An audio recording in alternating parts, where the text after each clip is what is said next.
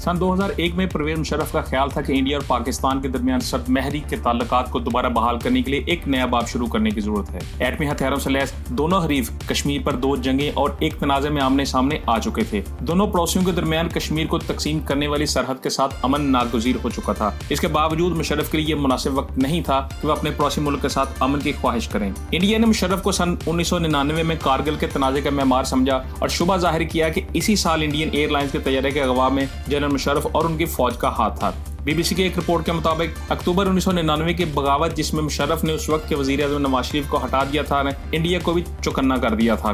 परवेज मुशर्रफ ने अपनी याददाश्तों में बताया कि उन्हें सन 2001 के अवाइल में इंडियन रियासत गुजरात में आने वाले जल्जले के बाद बर्फ पिघलाने का मौका मिला। दिल्ली में पैदा होने वाले जनरल परवेज मुशर्रफ ने उस वक्त के इंडियन वजीर आज़म अटल बिहारी वाजपेयी को ताज़ियत के लिए टेलीफोन किया और अद्वियात समेत इमदाद भेजी। उन्होंने दावा किया कि इससे बर्फ पिघल गई थी और इंडिया के दौरे के लिए मुलाकात की दावत भी मिली। अपनी याददाश्तों में सबक पाकिस्तानी वजीर खारजा खुर्शीद महमूद कसूरी और इन वाक़यात का थोड़ा सा मुख्तलिफ अहवाल बयान करते हैं। उन्होंने कहा कि दिल की तब्दीली में वाजपेयी के नायब LK अडवाणी ने मुशर्रफ को मदऊ करने का ख्याल पेश किया और उनका ख्याल था कि इंडियन वजीर आज़म की तरफ से इसका खैर मकदम किया जाएगा। शुमाली शहर आगरा में वाजपेयी और मुशर्रफ के दरमियान जुलाई 2002 में 2 रोज़ा सरबराही मुलाकात में बड़ा ड्रामा हुआ। दोनों रहनुमाओं और उनके वज़राए खारजा के दरमियान तवील मुलाकातों के नतीजे में मुश्तरका मुआहदे पर पहुंचने के लिए 2 कोशिशें हुई। इससे मुशर्रफ को मजीद गुस्सा आ गया और वो गुस्से में उठकर चले गए। मुशर्रफ ने बताया कि वो आगरा से रवाना होने से कबल रात गए वाजपेयी से मुलाकात करने गए थे। उन्होंने कहा कि मैंने उन्हें 2 टोक अल्फाज में कहा कि लगता है हम दोनों से ऊपर कोई और है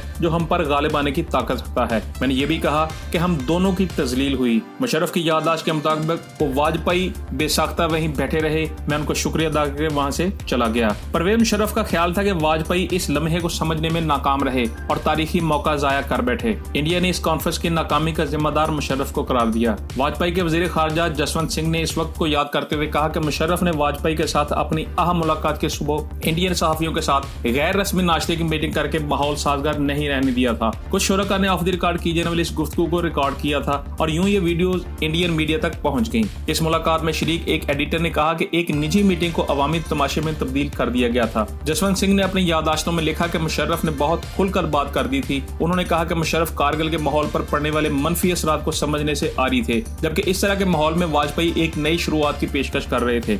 जसवंत सिंह ने लिखा कि इजलास में मुशर्रफ ने वजाहत की कि वो किस तरह मसला कश्मीर को हल करना चाहते हैं और कहा कि पाकिस्तान की तरफ से कोई दहशतगर्दी नहीं हुई। उन्होंने कहा कि ऐसा लगता था कि मुशर्रफ किसी भी तरह किसी मुआहदे तक पहुंचने की जल्दी में थे। जसवंत सिंह के मुताबिक जब मुआहदे का मुसवदा वाजपेयी और उनकी काबीना को दिखाया गया तो उनका इज्तिमाई नुक्ता नजर ये था कि इसमें दहशतगर्दी के मसले पर ज्यादा जोर देने की जरूरत है। वाजपेयी से दौरान मुलाकात मुशर्रफ के उड़कर चले जाने पर इंडियन रहनुमाओं का मौकफ पाकिस्तानी रहनुमाओं से मुख्तलिफ है। जसवंत सिंह के मुताबिक उन्हें इंडिया के वजीर आज़म वाजपेयी ने बताया था कि मुलाकात में मुशर्रफ बोलते गए और मैं चुप बैठा सुनता रहा। जसवंत सिंह के मुताबिक आगरा समिट का सबसे बड़ा सबक यही था कि तशहीर के जरिए दोनों मुखालिफ ममालिक के दरमियान मुज़ाकरा का तरीका दुरुस्त नहीं। उन्होंने लिखा कि इस तरह की सफारती मुलाकातें फौजी तौर तरीकों से मुख्तलिफ होती हैं। लेकिन इस साल के बाद मुशर्रफ ने लिखा कि उन्होंने नेपाल में एक इलाकाई सरबराही इजलास में वाजपेयी को हैरान कर दिया जब वो मेज के सामने गए और वाजपेयी की तरफ मुसाफे के लिए अपना हाथ बढ़ा दिया। उनके मुताबिक वाजपेयी के पास खड़े होने और मुसाफा करने के अलावा कोई चारा नहीं था।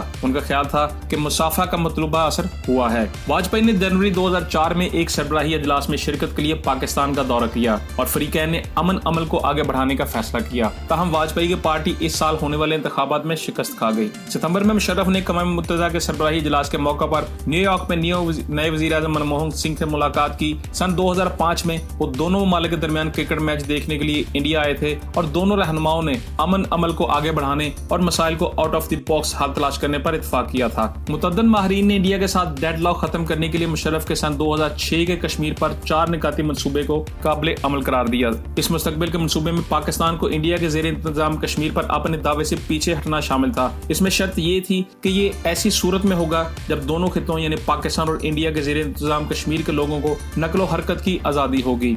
माहिरीन के मुताबिक ये दोनों पड़ोसियों के दरमियान अमन के लिए मुमकिन तौर पर बेहतरीन हल था। ताहम परवेज मुशर्रफ के बारे में इंडिया में राय हमेशा तकसीम रही। जसवंत सिंह ने मुशर्रफ के कई पहलुओं के बारे में लिखा। क्या वो अमन पसंद आदमी थे या वो महज एक चालाक पापुलस था जिन्होंने कश्मीर की तहरीक حق خود ارادیت کی حمایت کرتے ہوئے ایسا رویہ اختیار کیا جسے ان کا انڈیا مخالف تاثر بھی زائل ہو سکے اور انڈیا بھی خوش ہو جائے۔ واشنگٹن کے ولسن سینٹر میں ایشیا پروگرام کے ڈپٹی ڈائریکٹر مائیکل گلیمن کہتے ہیں کہ کوئی بھی مشرف کی انڈیا کے خلاف غیر متزلزل دشمنی کے بارے میں بات کر سکتا ہے، جیسا کہ ان کی پالیسیوں سے ظاہر ہوتا ہے جن کے تحت عسکریت پسندوں کو تربیت دی اور امریکہ سے ملنے والی امداد کا رخ کسی اور طرف موڑ دیا۔ ان کے مطابق اس سب کا مقصد انڈیا کو ہدف بنانا تھا۔ ان کے مطابق ہمیں یہ بھی نہیں بھولنا چاہیے کہ وہ کسی بھی پاکستانی رہنما سے زیادہ انڈیا کے ساتھ امن معاہدے کے قریب پہنچ چکے تھے۔ مائیکل کا کہنا ہے کہ کچھ دیگر واقعات نے اس سارے ماحول کو سازگار نہیں رہنے دیا۔ ان کے مطابق اگر سن 2008 میں ممبئی پر دہشت گردانہ حملے نہ ہوئے ہوتے اور سن 2007 میں مشرف کو اقتدار سے بے دخل کرنے والی جمہوریت پسند تحریک کا آغاز نہ ہوا ہوتا تو مشرف انڈیا کے ساتھ بہتر انداز میں امن معاہدہ کر سکتے تھے۔ ان کے مطابق اگر ایسا ہو جاتا تو آج ہم مشرف کی میراث کے بارے میں بہت مختلف گفتگو کر رہے ہوتے۔